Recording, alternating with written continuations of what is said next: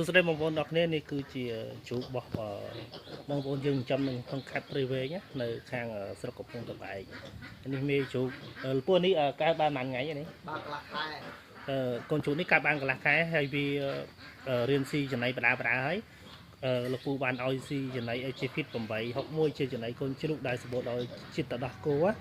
អញ្ចឹង AGFit 861នេះឲ្យតាំងពីរៀនស៊ីរហូតដល់20គីឡូដែលបងប្អូនងាយស្រួលដែលមិនចាំបាច់ធ្វើការផ្លាស់ប្ដូរចំណី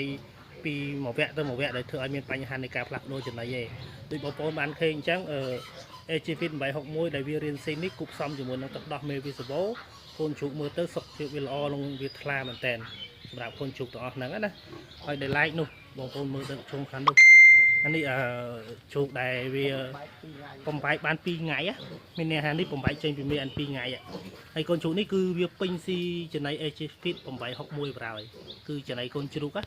មើលពណ៌សបល់មើលសភាពដងខ្លួនមើលរូបរាងវាមើលថាមានន័យថាទាំងសុខភាពទាំងការលូតលាស់គឺវាពេញលក្ខណៈវាពេញភ្នែកល្អមែនតើហើយជាក់ស្ដែងគឺបងប្អូនគាត់រៀបចំអញ្ចឹងបែបហ្នឹងបងប្អូននឹងចិញ្ចឹមតាមទីជនបទយើងដឹងគឺការចិញ្ចឹមគឺបែបហ្នឹងអញ្ចឹងបងប្អូនដែលកំពុងតែចិញ្ចឹមសត្វហើយបងប្អូនដែលកំពុងតែមានបញ្ហាទៅលើការចិញ្ចឹមជាពិសេសចិញ្ចឹមទៅស៊ីទៅវាមិនសូវស្ទុះឬក៏ស៊ីទៅចេះថាមានបញ្ហារីអី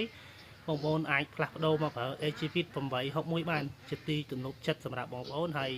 ជាទីទំនុកចិត្តក្នុងការដោះស្រាយបញ្ហាដែលបងប្អូនបានជួបប្រទះទាំងអស់ហ្នឹងអរគុណច្រើនបាទ